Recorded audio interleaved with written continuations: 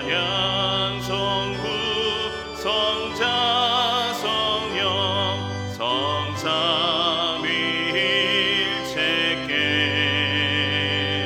영원 무궁하기까지 영광을 돌리세. 영광을 돌리세.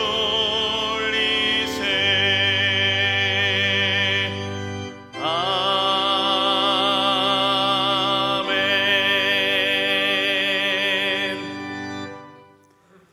그때 사람들이 예수께서 안수하고 기도해 주심을 바라고 어린아이들을 데리고 오매 제자들이 꾸짖거늘 예수께서 이르시되 어린아이들을 용납하고 내게 오는 것을 금하지 말라. 천국이 이런 사람의 것이니라.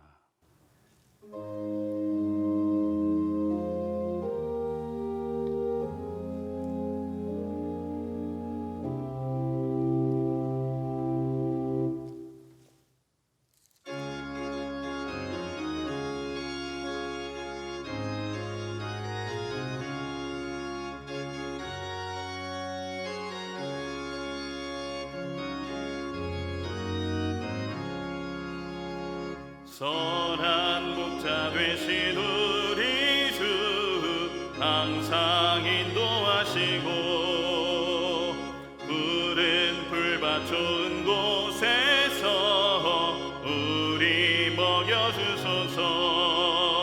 선한 목자 구세주여 항상 인도하소서. 선한 목자 항상 인도하소서. 양의 문이 되신 예수여 우리 영접하시고 길을 잃은 양의 무리를 항상 인도하소서. 선한 목자 구세주여 기도 들어주소서. 선한 목자 구세주여 기도 들어주소서. 음이 많고 약한 우리를 용납하여 주시고 주의 넓고 크신 은혜로 자유 얻게 하셨네. 선한 목자 구세주여 지금 나아갑니다. 선한 목자 구세주여 지금 나아갑니다. 일찍 주의 뜻을 따라서 살아가게 하시고 주의 크신 사랑 베푸사 따라가게 하소서. 선한 목자 구세주여 항상 인도하소서. 선한 목자 구세주여 항상 인도하소서.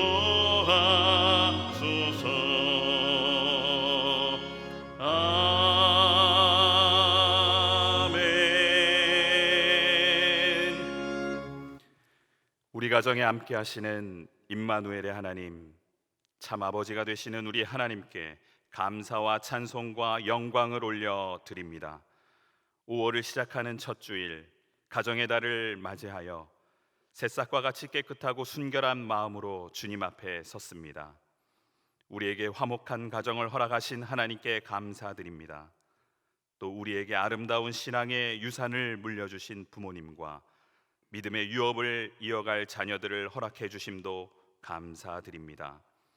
베푸신 은혜에 감사하며 이 시간 어린아이처럼 낮고 겸손한 마음으로 예배하오니 주여, 우리가 드리는 이 예배를 기쁘게 받아 주옵소서. 예수 그리스도의 이름으로 기도하옵나이다. 아멘. 다 함께 사도신경으로 우리의 신앙을 고백하겠습니다. 나는 전능하신 아버지 하나님, 천지의 창조주를 믿습니다. 나는 그의 유일하신 아들 우리 주 예수 그리스도를 믿습니다. 그는 성령으로 잉태되어 동정녀 마리아에게서 나시고 본디오 빌라도에게 고난을 받아 십자가에 못 박혀 죽으시고 장사된 지 사흘 만에 죽은 자 가운데서 다시 살아나셨으며 하늘에 오르시어 전능하신 아버지 하나님 우편에 앉아 계시다가 거기로부터 살아있는 자와 죽은 자를 심판하러 오십니다. 나는 성령을 믿으며 거룩한 공교회와 성도의 교제와 죄를 용서받는 것과 몸의 부활과 영생을 믿습니다. 아멘. 지난 한 주간 동안 하나님께 고백하지 않은 죄를 참회하는 기도를 드리겠습니다.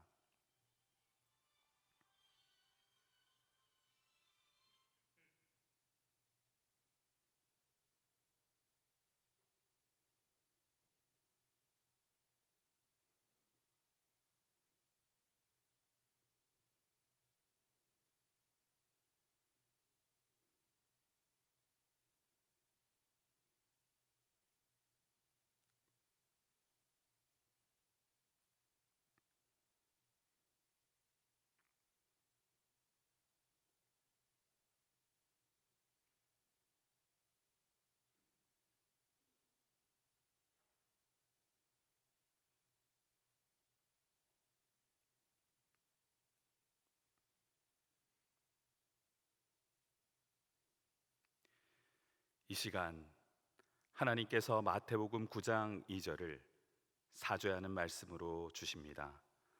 이 말씀으로 고백한 여러분의 죄가 용서받았음을 확신하시기 바랍니다. 작은 자야 안심하라, 내 죄사함을 받았느니라. 아멘.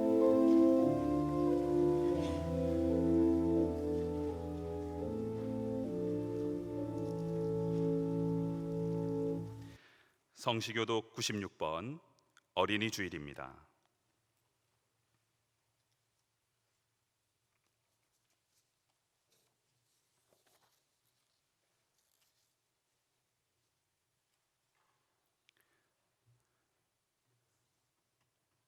보라, 자식들은 여호와의 기업이요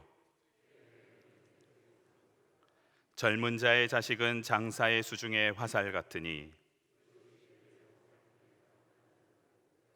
이르시되 진실로 너희에게 이르노니 너희가 돌이켜 어린아이들과 같이 되지 아니하면 그러므로 누구든지 이 어린아이와 같이 자기를 낮추는 사람이 또 누구든지 내 이름으로 이런 어린아이 하나를 영접하면 또 아비들아 너희 자녀를 노엽게 하지 말고 오직 주의 교훈과 훈계로 양육하라. 그리하면 늙어도 그것을 떠나지 아니하리라. 아멘.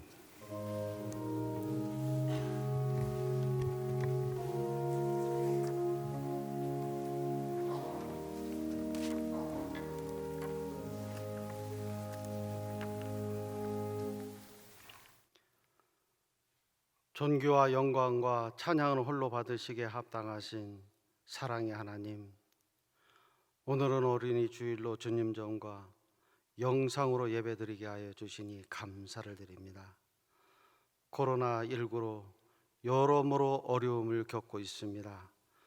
치료제와 항생제가 속히 개발되어 종식될 수 있도록 도와주시옵소서.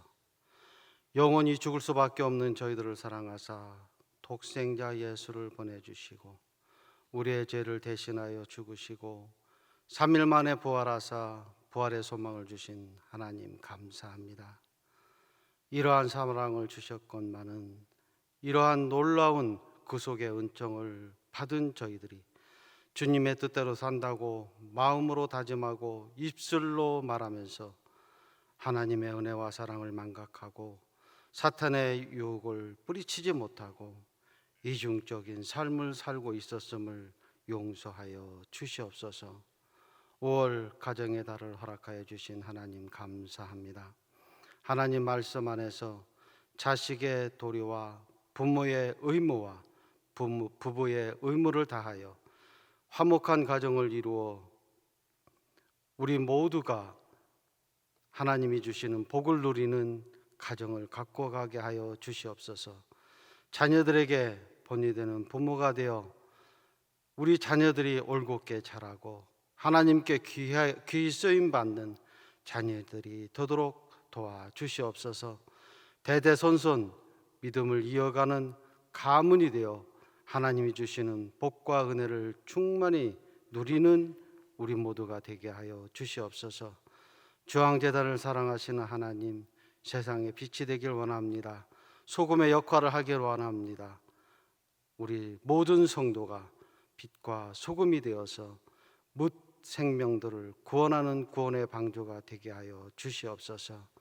주님 동행하사 가정과 사업과 직장에서 형통한 복을 누리는 우리 모두가 되게 하여 주시옵소서. 이 나라를 사랑하시는 하나님, 대통령을 비롯한 모든 유정자들 하나님을 경외하게 하여 주시옵소서. 사리사욕, 당리당략을 위한 정치가 아니라 나라를 진정으로 사랑하는 그러한 마음으로 헌신과 봉사하는 유정자들이 되게 하여 주시고, 이 나라가 온전한 기득국가가 될 뿐만 아니라 속히 남북 통일도 이루어져서 이북에도 주님의 전이 곳곳에 세워지고 손에 손을 잡고 마음껏 하나님께 예배드릴 수 있는 그날이 오게 하여 주시옵소서. 오늘도 말씀을 대언하실 사자 위에 영과 육이 강건하게 하시고 하나님이 주시는 힘과 능력으로 모든 사역을 감당하기에 피곤치 않게 하여 주시옵소서. 성령으로 충만하여 선포되는 말씀마다 능력으로 나타나 치유되고 자유케 되며 응답이 임하는 권세 있는 말씀이 되게 하여 주시옵소서. 우리 모두가 그리스도의 향기를 풍기는 성숙한 그리스도인이 되게 하여 주시옵시고, 우리의 믿음의 삶이 현장에서 본이 되게 하여 주시옵소서. 하나님과 사람 앞에서 인정받고 칭찬받는 존귀한 자들이 모두 되게 하여 주시옵소서. 하나님을 찬양하는 귀한 하나님의 일꾼 위에 하나님 함께하여 주셔서 찬양 기뻐 받아주시고 은혜 내려 주시옵소서. 모든 말씀 우리 주 예수 그리스도의 이름으로 기도드립니다. 아멘.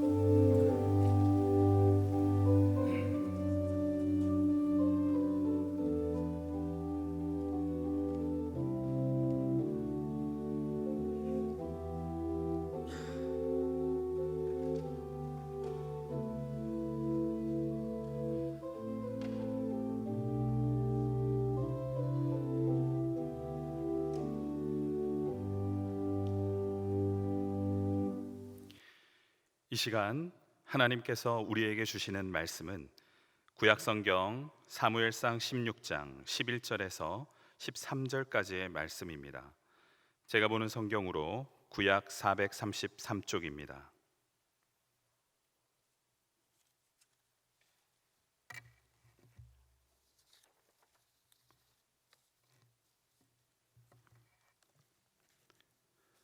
구약성경 사무엘상 16장 11절에서 13절까지 하나님의 말씀을 봉독하겠습니다. 또 사무엘이 이새에게 이르되 내 아들들이 다 여기 있느냐? 이새가 이르되 아직 막내가 남았는데 그는 양을 지키나이다. 사무엘이 이새에게 이르되 사람을 보내어 그를 데려오라. 그가 여기 오기까지는 우리가 식사 자리에 앉지 아니하겠노라. 이에 사람을 보내어 그를 데려오매 그의 빛이 붉고 눈이 빼어나고 얼굴이 아름답더라. 여호와께서 이르시되 이가 그니 일어나 기름을 부으라 하시는지라. 사무엘이 기름 뿔병을 가져다가 그의 형제 중에서 그에게 부었더니 이날 이후로 다윗이 여호와의 영에게 크게 감동되니라. 사무엘이 떠나서 라마로 가니라. 아멘.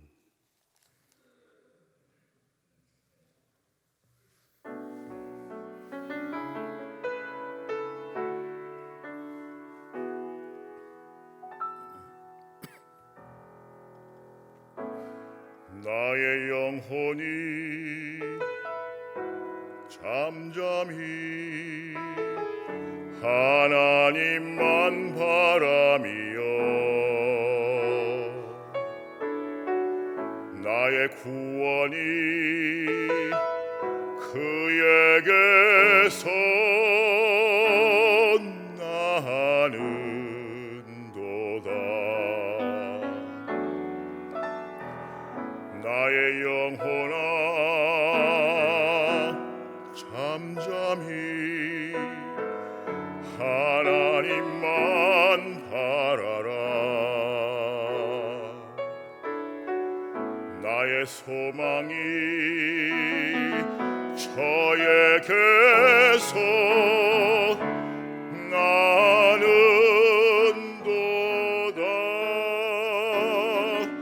오직 주만이 나의 반석 나의 구원이시니 오직 주만이 나의 산성 내가 요동치 아니하리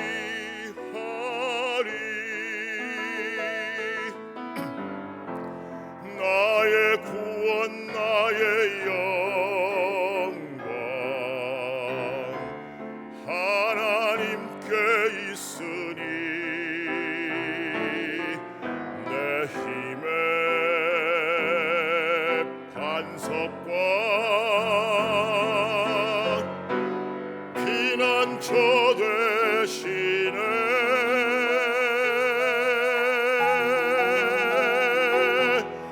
오직 주만이 나의 반석 나의 구원이시니 오직 주만이 나의 산성 내가 요동치 아니하리 내가 요동치 아니하리 내가 요동치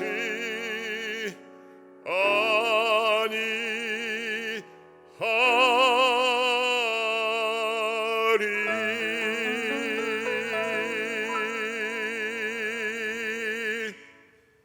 아멘.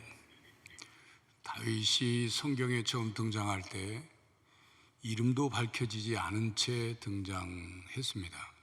그의 형들은 이름이 알려지면서 등장을 했죠. 사무엘이 새로운 왕을 세우기 위해 베들레헴에 와서 이세 아들들을 제사에 초대했을 때 이세는 다른 7 아들들을 그 자리에 불렀지만 다윗을 부르지는 않았습니다. 다윗은 들판에서 양을 돌보고 있었습니다. 사무엘이 다윗의 그 7 형제들을 모두 보았지만 하나님이 다 아니다 그러셨기 때문에 또 다른 아들이 없느냐고 이세에게 물었습니다. 그제서야 이세는 막내가 있다 그렇게 대답했습니다. 이세는 다윗을 막내라고 불렀습니다.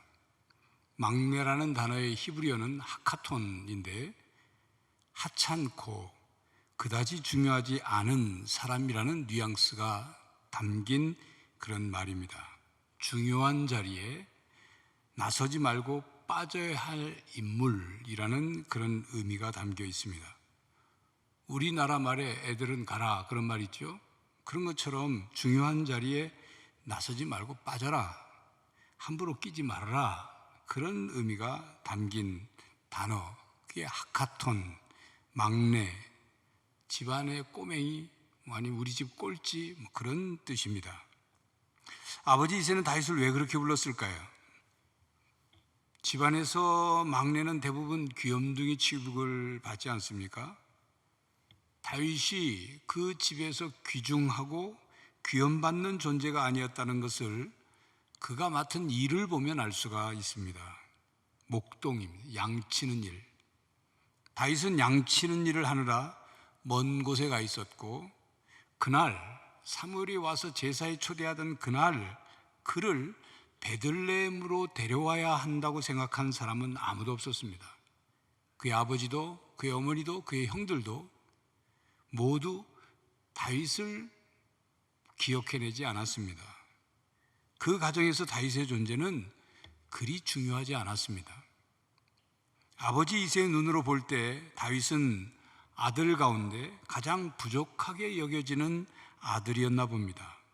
그래서 하나님의 선지자 사무엘이 아들들을 불렀을 때 빼도 괜찮은 존재로 여겼나 봅니다. 다른 아들들과 비교해서 다윗은 뭔가 부족하다고 이새는 여겼나 봅니다. 왜 그런 경우가 있지 않습니까? 어느 가정의 형들은 학교에서 1등만 내려야 합니다. 그런데 그 막내는 학교에서 2등, 3등 그렇게 합니다. 아니 2등, 3등도 잘하는 거죠. 그런데 그 아버지의 입장에서 보면, 혹은 1등만 한 형들의 입장에서 보면 1등 못하는 막내가 집안 망신을 시킨다, 그렇게 생각하는 것처럼 아마도 다윗이 못난 것은 아닌데 다른 형들과 비교했을 때 뭔가 부족한 그런 막내로 여겼나 봅니다. 그렇게 될 때 그 막내는 굉장히 스트레스를 받죠. 형들과 비교를 당할 때마다 마음의 상처를 입습니다. 그리고 집안 전체 분위기가 자기를 그렇게 인정해 주지 않는다고 생각할 때 그 막내는 자존감이 무너집니다. 집안에 들어가는 것이 불편할 수도 있고, 심하면 집이 지옥처럼 느껴질 수 있습니다. 아버지 이새는 다윗을 왜 그렇게 취급했을까요? 무슨 사연이 있었을까요? 다윗의 출생의 비밀을 성경을 통해서 찾아보겠습니다.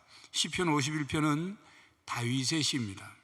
5절에 내가 죄악 중에서 출생하였으며 어머니가 죄 중에서 나를 잉태하였나이다. 또 다윗의 시편인 27편 10절에 내 부모는 나를 버렸으나 여호와는 나를 영접하시리이다. 이런 고백이 나옵니다. 다윗이 부모로부터 아들로 인정받지 못했다는 뜻이 담긴 식기죠. 이 말씀들을 종합해 보면 아마도 이새와 다윗의 어머니는 정상적인 결혼 관계가 아닌 그런 관계에서 다윗을 낳았고, 어머니가 다윗을 버리고 아버지 이새에게 맡겨졌을 수 있습니다. 그러므로 다윗은 형제들과의 관계에서 이복 동생일 가능성이 높습니다. 또 다른 가능성이 있습니다. 다윗의 족보를 기록하고 있는 역대상 2장 16절에 보면 스루야와 아비가일이 다윗의 자매로 등장합니다. 그런데 사무엘하 17장 25절에 보면 나하스의 딸 아비갈이라고 나오며, 아비갈은 요압의 어미 스루야의 동생이라 그렇게 기록되어 있습니다. 그러니까 다윗의 두 자매인 스루야와 아비가일의 아버지가 이새가 아니라 나하스라는 사실을 알 수 있습니다. 다윗의 누이들의 아버지가 나하스라니 무슨 뜻일까요? 이렇게 추측해 볼 수 있습니다. 나하스는 그의 아내로부터 스루야와 아비가일이라는 두 딸을 낳고 죽었고, 이새는 나하스의 가장 가까운 친족이라서 그에게 기업 물을 의무가 있었을 것입니다.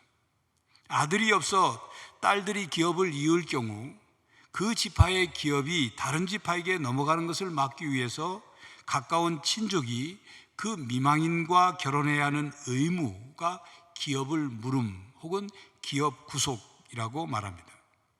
이새는 기업 물을 자가 되어 나하스의 아내, 즉 스루야와 아비가일의 어머니와 결혼하여 다윗을 낳았기 때문에 다윗을 다른 아들처럼 여기지 않았다는 것이 설명이 될 수 있습니다. 다윗은 스루야와 아비가일 자매와 같은 어머니에게서, 그리고 그의 형들이랑은 같은 아버지에게서 난 아들이었다고 추론할 수 있습니다. 그래서 다른 7 형들이 다윗을 대하는 태도가 이복 동생 혹은 기업 물음으로 생긴 동생에게 관계가 소원하였다는 것이 아니냐는 것이죠. 사무엘상 17장에 보면 다윗이 아버지 이새의 심부름으로 전쟁터에 형들에게 음식과 또 형들의 소식을 알기 위해서 가지요. 그때 맏형 엘리압이 다윗에 대해서 그냥 굉장히 화를 내듯이 말을 합니다. 굉장히 책망하듯이 말을 합니다. 왜 그랬을까요? 엘리압의 성격이 원래 그런 것일까요? 보통 맏형은 나이가 차이가 많은 막내 동생을 대체로 귀여워하지 않습니까? 그런데 엘리압은 다윗을 귀여워하기는커녕 미워하는 것처럼 보입니다. 이복 동생이기 때문에 그런 것이 아닌가라고 해석될 수 있다는 얘기입니다. 그렇다면 다윗의 시편인 69편 8절에 내가 나의 형제에게는 객이 되고 나의 어머니의 자녀에게는 낯선 사람이 되었나이다 라는 말씀의 뜻이 이해가 됩니다. 이처럼 다윗은 그의 아버지와 형들로부터 제대로 된 대접을 받지 못하며 자랐던 것 같습니다. 집안에서 왕따까지는 아니더라도 매우 외롭게 성장했을 가능성이 크다는 뜻입니다. 또 이새가 다윗에게 전쟁터에 이제 다윗에게 다녀오라고 하면서 형들에게 음식 전해주고 그리고 증표를 가져오라고 말합니다. 요즘 말로 말하면 너 이거 형들한테 음식 전해주고 인증샷 찍어와 그 말이에요. 보통 아들에게 심부름 시키면서 증표를 가져오라고 말하지 않지 않습니까? 저는 제 고향 친구의 딸이 서울에서 결혼식, 토요일 날 결혼식이 있을 때 제 큰아들에게 축의금을 이제 송금을 하고는 네가 좀 가서 전해주고 와라, 전해줘라 그렇게 부탁하면서 인증샷 찍어서 보내라고 하지 않습니다. 왜 그렇죠? 제 아들을 믿으니까요. 그런데 이새는 다윗에게 증표를 가져오라고 했습니다. 전쟁터에 심부름을 보내면서 너 몸조심해 이 말은 한마디도 없고 증표 가져와라. 그런 것을 보면 이새는 다윗을 믿지 못했던 것 같습니다. 그렇게 다윗은 아버지의 신임을 받지 못하며 성장하였습니다. 그 아버지 이새와 그 7 아들들은 다윗의 존재를 무시하고 함부로 대하고 싶은 존재로 여겼던 것 같습니다. 다윗에 대한 이해와 동정심이 부족했던 것으로 보입니다.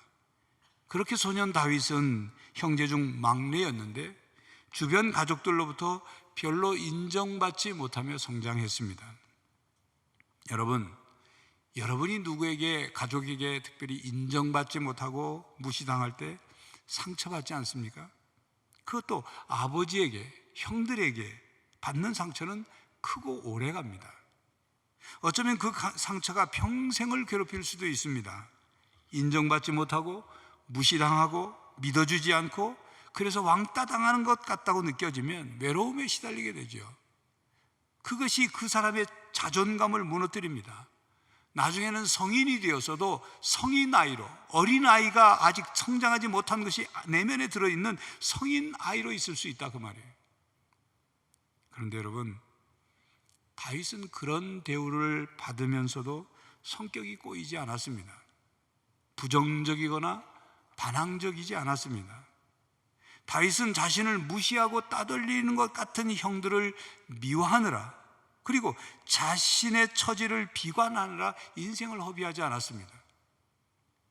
사람들이 자신을 어떻게 보느냐보다 하나님에 초점을 맞춘 거죠.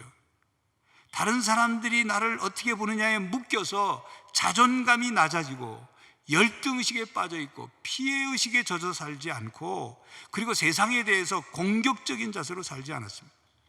어린 시절 결핍되고 상처받는 것이 성인 아이로 그냥 남아있지 않았다 그 말입니다. 다윗은 어떻게 그럴 수 있었을까요? 국제정신분석가 이무석 교수의 설명을 우리는 귀담아 들을 필요가 있습니다. 인간의 성장은 주로 관계 속에서 이루어집니다. 인간이 태어나서 처음 관계가 형성되는 부모와의 만남은 그래서 매우 중요합니다. 아이는 부모가 자신을 인정하고 사랑한다고 느끼면 세상이 자신을 사랑하고 인정한다고 느껴요. 그래서 두렵거나 무서울 게 없는 거예요. 그러므로 여러분의 자녀가 여러분들에게 인정받고 사랑받는다는 사실을 경험하게 해야 합니다.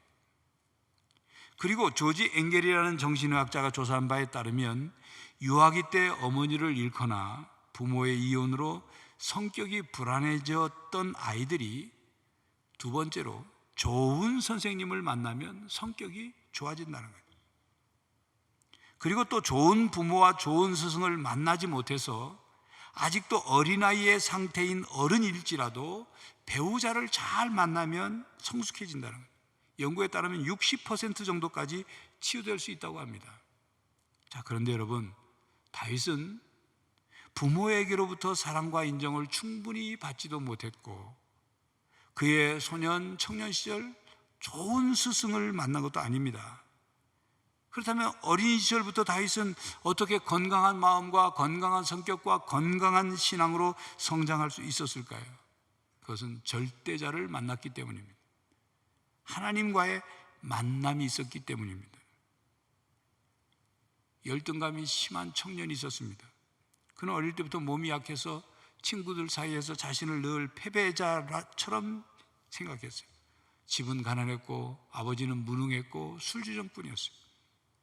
잘난 친구들이 부러웠습니다. 가정도 좋고 머리도 좋고 운동도 잘하고 여학생들한테 인기 있는 친구들을 볼 때마다 자신이 한심스러웠어요. 그래서 대인관계가 싫었습니다. 늘 열등감에 시달렸어요. 그러던 어느 날 교회 수련회에 갔다가 하나님을 믿게 됐어요. 예수님을 인격적으로 영접하게 되었습니다. 부모에게로부터 받지 못했던 사랑, 스승으로부터 받지 못했던 사랑을 하나님을 만나서 경험하게 된 거예요. 그는 하나님의 무조건적인 사랑을 경험해서 자신의 가치를 깨닫게 되었고 삶이 바뀌게 되었습니다. 리 스트로베리 쓴 하나님의 은혜라는 책에는 스테파니 페스트라는 여성 이야기가 나옵니다. 한국계 여성이에요. 스테파니는 자기 아버지가 1950년 발발한 6.25 전쟁에 참전한 군인이라는 사실 외에는 아무것도 몰라요. 한국인인 어머니는 6.25 전쟁 당시 스테파니를 낳았습니다. 그 미군과의 관계에서. 스테파니 엄마는 재혼을 하면서 그를 데리고 갈 수가 없었어요. 그래서 삼촌에게 맡기기로 결정을 하고 스테파니에게 점심과 여벌 옷을 싼 그 보자기, 옛날엔 책보라고 그랬죠. 보자기를 이렇게 허리춤에 메어주고는 기차를 타면서 태워주면서 이따가 다른 사람들을 따라서 기차에서 내리면 그 역에 삼촌이 나와서 기다릴 거다. 삼촌 따라가면 돼. 그리고 이제 어머니는 가버렸어요. 기차에서 어른들 따라 내려보니 삼촌은 데리러 오지 않았어요. 밤이 되도록 기다렸지만 결국 삼촌은 오지 않았어요.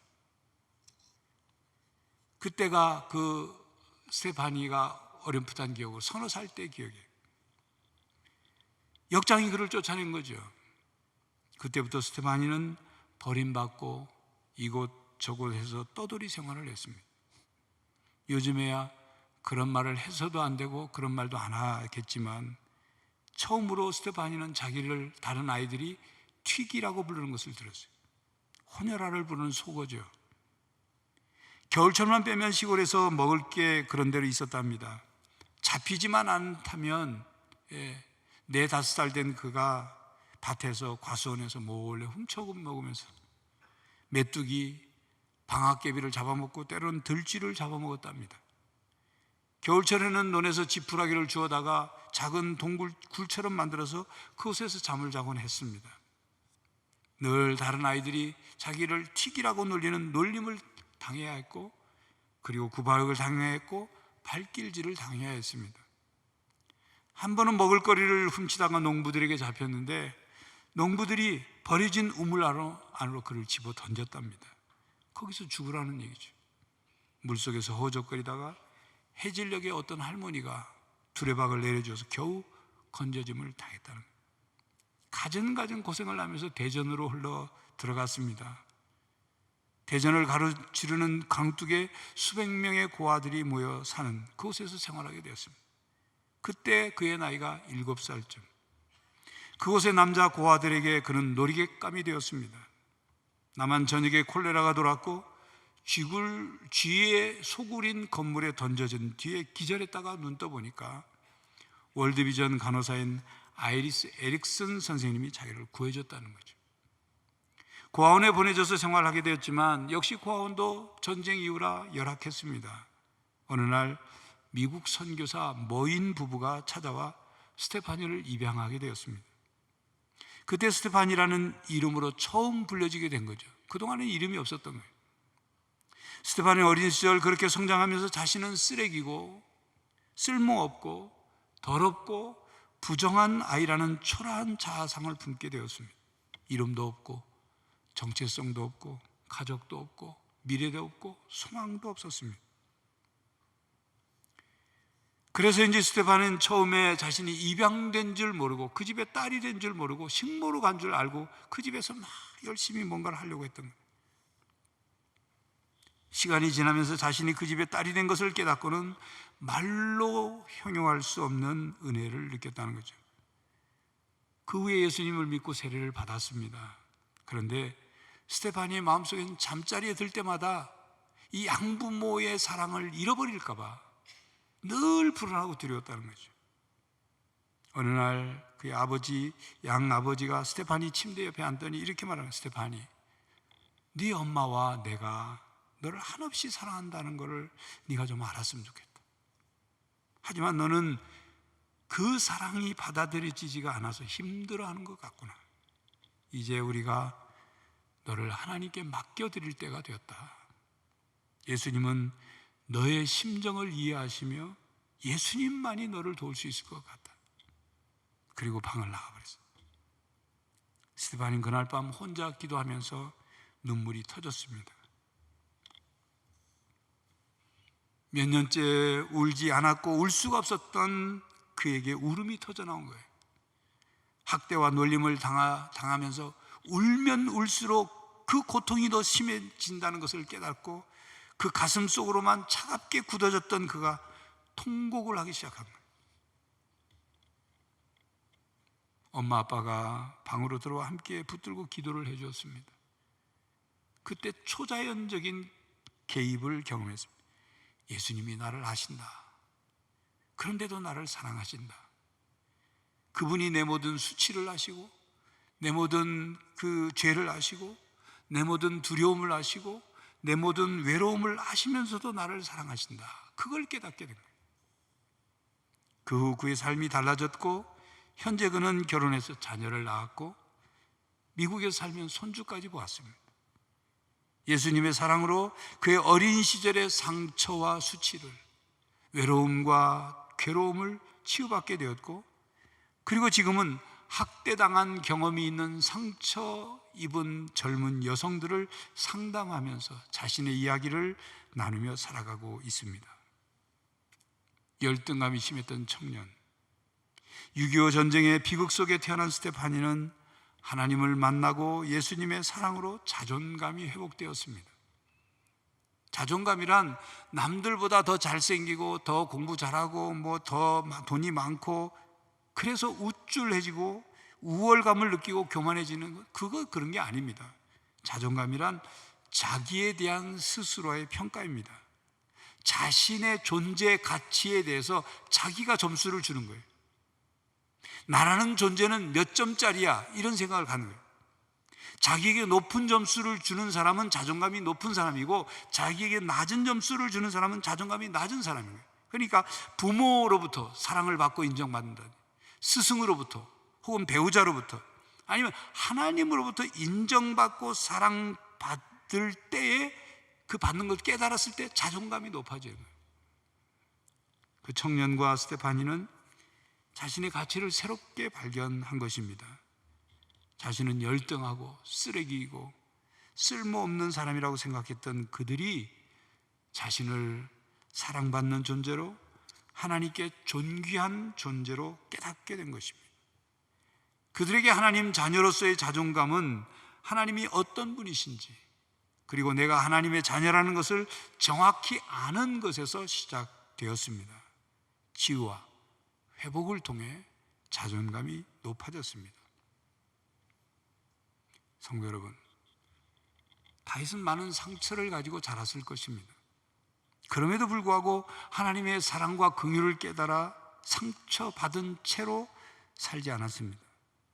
하나님께서 늘 함께 하신다는 것을 깨닫고 경험하였기에 그의 자존감은 아버지나 형들에 의해 무너지지 않았습니다. 그들을 미워하지 않았습니다.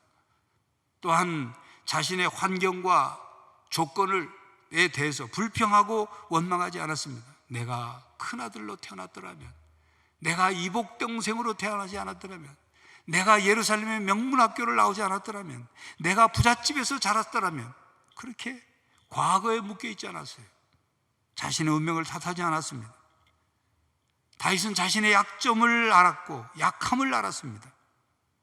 자신이 돌보는 양에게 보호가 필요하듯 자신에게도 반드시 인도와 보호가 필요함을 알았습니다. 다윗의 가슴 속에는 하나님과 자신은 목자와 양의 관계라는 것을 새기고 또 새겼던 거예요.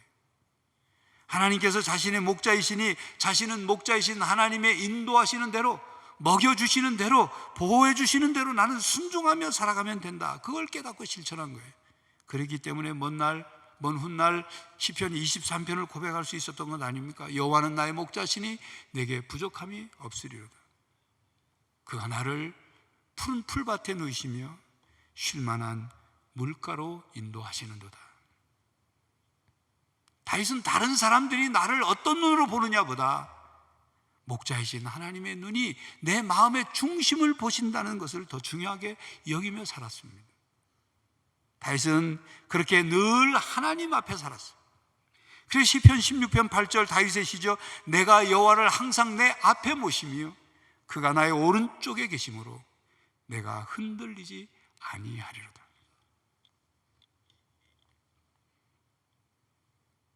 다윗은 요셉이 그랬던 것처럼 하나님께서 자신과 함께 하심으로 은혜 속에서 살았습니다. 성도 여러분, 여러분이 하나님의 자녀라는 사실을 깨닫고 전능하신 하나님이 나를 사랑하신다는 사실을 머리가 아닌 가슴으로 깨닫고 느끼게 된다면 여러분은 하나님께 특별한 존재, 소중한 존재, 사랑받는 아주 귀한 존재라는 것을 알게 될 것입니다. 하나님이 얼마나 위대한 분이신지를 알고 우리가 그분의 사랑하는 자녀라는 사실을 알게 되면 우리의 인생이 달라지는 거예요. 자존감이 높아지고 자신감이 생기는 겁니다. 성도 여러분, 여러분들의 자녀들이 그렇게 되도록 사랑해 주십시오. 여러분의 자녀가 자랑스러운 여러분의 자녀일 뿐만 아니라 자랑스러운 하나님의 자녀라는 사실을 깨닫게 해 주십시오. 성도 여러분, 여러분의 자녀들, 여러분의 손자, 손녀들 하나님 앞에 세우십시오. 그러기 위해서 여러분이 먼저 하나님 앞에 바로 서야 합니다. 여러분이 하나님 앞에 바로 선 모습, 그 본을 보여줘야 합니다. 그런 이유에서 가정 예배가 중요한 거예요. 여러분의 개인 경건 시간을 갖는 것 중요한 거예요. 예수님을 인격적으로 여러분의 자녀들이 만나게 돼야 돼요. 예수님의 십자가의 사랑을 깨닫게 해요. 오늘은 어린이 주일입니다. 인생에서 누구를 만나느냐, 똑같은 상황과 경험 속에서 무엇을 선택하느냐, 그건 매우 중요합니다. 막내 다윗은 하나님과 함께하여 하나님의 사랑으로 하나님의 마음에 맞는 사람이라는 칭찬을 받게 되었습니다.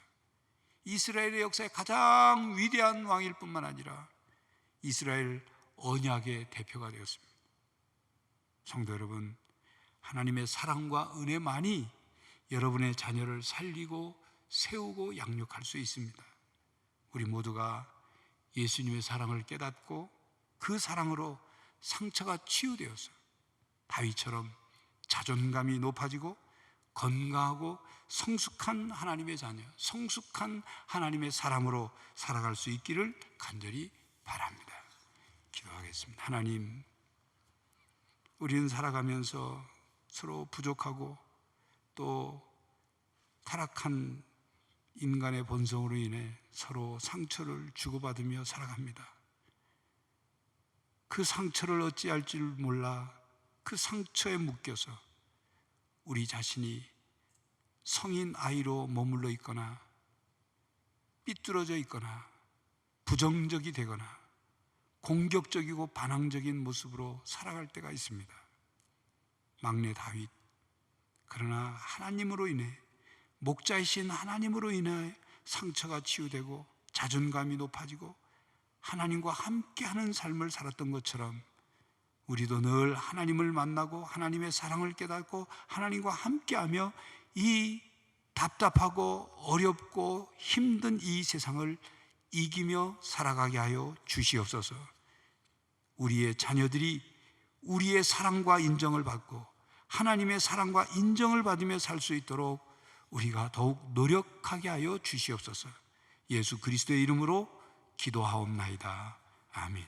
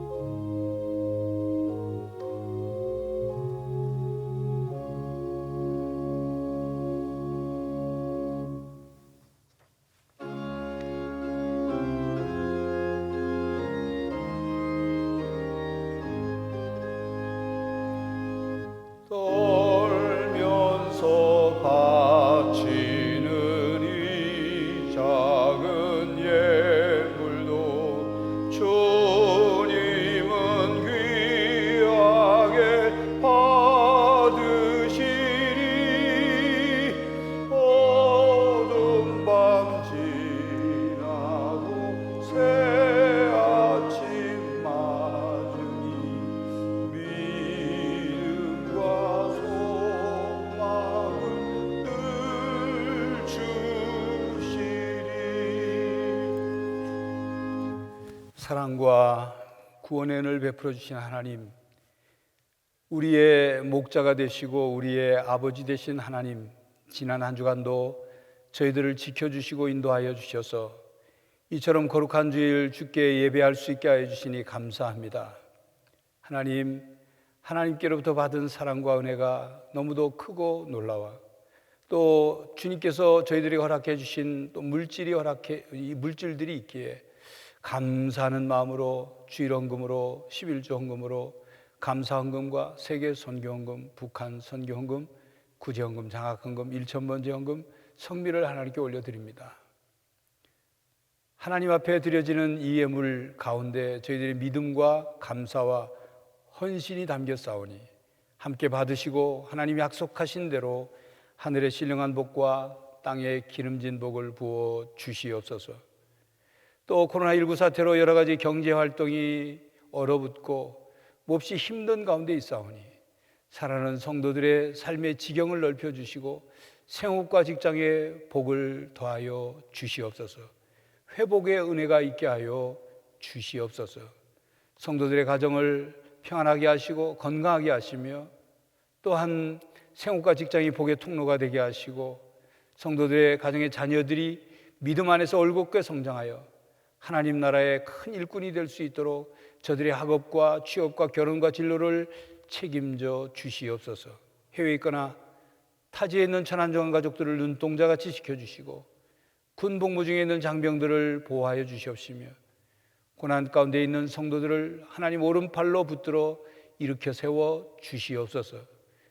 육신의 질병과 여러 가지 지병으로 혹은 치료 중에 있는 이들이 하나님의 긍휼의 손, 치유의 손을 통하여 치유받고 회복되게 하여 주시옵시고 강건한 삶을 살게 하여 주시옵소서.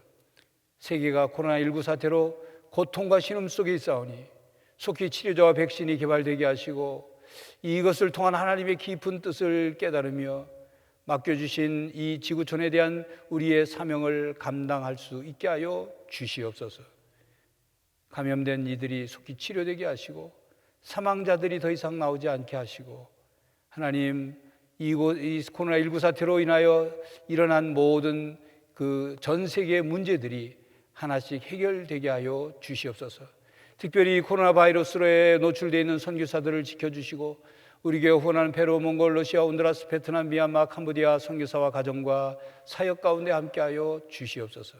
하나님, 대한민국이 이제 이 어려운 상황을 잘 극복할 수 있도록, 특별히 경제적으로나 사회적으로 힘들고 어려운 일들을 잘 해결해 갈 수 있도록 대통령이야 지도자들에게 지혜를 주실 뿐만 아니라 온 국민의 마음을 하나로 모으고 새로운 대한민국을 이루어가게 하여 주시옵소서. 저희가 세상의 희망이 되기를 원합니다. 사명과 또 주님 이 인도하심에 순종하며 나가게 하여 주시옵소서. 성도들이 또 이제 새로운 주간을 살아갈 때 하나님 함께하여 주시고, 특별히 오늘 어린이 주일입니다. 우리 교회학교 자녀들 뿐만 아니라 온 세상의 어린이들이 밝고 건강하고 씩씩하고 지혜롭게, 그리고 하나님의 사랑을 깨닫고 담으며 살아가게 하여 주시옵소서. 예수 그리스도의 이름으로 기도하옵나이다. 아멘.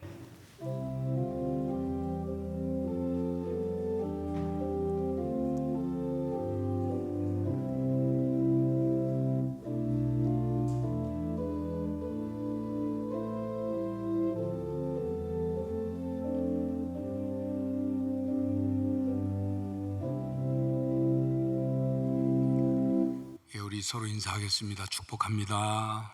축복합니다. 축복합니다. 교회 생활 말씀드립니다. 오늘은 어린이 주일로 지킵니다. 우리 어린이들에 대한 관심 또 사랑 많이 베풀어 주시고, 미래의 역군으로, 하나님 나라의 귀한 일꾼으로 성장할 수 있도록 그렇게 양육해 주시기 바랍니다. 저녁 예배 시에 유아 세례식이 있습니다. 다음 주일 저녁 예배 후에는 정기 재직회가 있습니다. 예배에 관해서는 매번 같은 내용이기 때문에 따로 말씀드리지 않고, 오늘 교회 학교는 이제 온라인 예배를 가정에서 드릴 수 있고, 오후 2시에 우리 부모들이 수용차에 자녀들 태워서 오시면 드라이브 인 예배로 드릴 수 있습니다. 어린이 주일 선물도 오늘 오후에 또 나눠드리니까 많이 참여해 주시기 바랍니다. 중등부와 고등부는 온라인 예배와 또 문화관에서 연합 예배로 드립니다. 이제 이미 학원이나 이런 시설들이 이제 오픈이 되기 시작됐기 때문에 이제 연차적으로 예배 교회 학교도 이제 실시를 하려고 합니다. 매일 오전 10시, 오후 3시, 또 저녁 9시에 있는 우리 코로나19 사태와 또 치유 회복을 위한 전교인 합심 기도에 각 가정 혹은 있는 삶의 자리에서 기도해 주시기를 부탁을 드립니다. 세례 입교 준비 일정 새벽반, 저녁반이 이제 11일 월요일부터 시작되니까 해당되시는 분들은 신청해 주시고 교육에 임해 주시기 바랍니다. 가정의 달 5월을 맞이해서 가정예배 자료집이 출간이 됐습니다. 매년 나눠드리고 있는데, 이 가정예배 자료집은 한 주간 동안 매일 하루 매일매일 하셔도 되고, 5월 중에 날짜와 요일을 구분해서 자료로 사용하셔도 되니까 가져가셔서 가정예배를 드리는 일에 힘써 주시기 바랍니다. 아름다운 신문 6월호 발간을 위한 원고 모집을 17일 주일까지 합니다. 주보 내용 보시고 많이 원고 작품 내주시기 바랍니다. 음악문화부 기관장회의가 오늘 오후 6시에 있습니다. 장례 광고 있습니다. 오교구 11구역 권경순 집사의 시부께서 어제 운명하셨습니다. 빈소는 조치원 장례식장 특실이고, 자세한 사항은 오교구장인 허근도 목사에게 문의해 주시기 바랍니다. 지난주에 나눠드렸는데 금주의 말씀 우리 함께 외워보도록 하겠습니다. 내가 보는 것은 사람과 같지 아니하니 사람은 외모를 보거니와 나 여호와는 중심을 보느니라 하시니라. 사무엘상 16장 7절 하반절 말씀입니다. 감사합니다.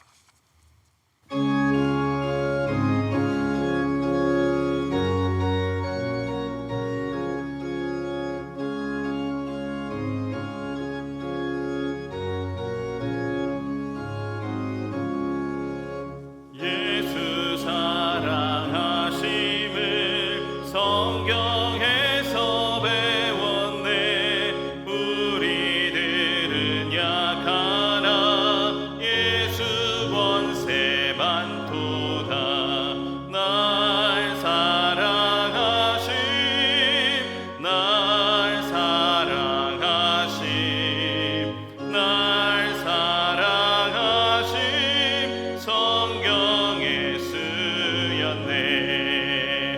나를 사랑하시고 나의 죄를 다 씻어 하늘 문을 여시고 들어가게 하시네. 날 사랑하심, 날 사랑하심, 날 사랑하심 성경에 쓰였네. 내가 연약할수록 더욱 귀히 여기사 높은 보좌 위에서 낮은 나를 보시네. 날 사랑하심, 날 사랑하심, 날 사랑하심 성경에 쓰였네. 세상 사는 동안에 나와 함께 하시고 세상 떠나가는 날 천국 가게 하소서. 날 사랑하심, 날 사랑하심, 날 사랑하심 성경에 쓰였네.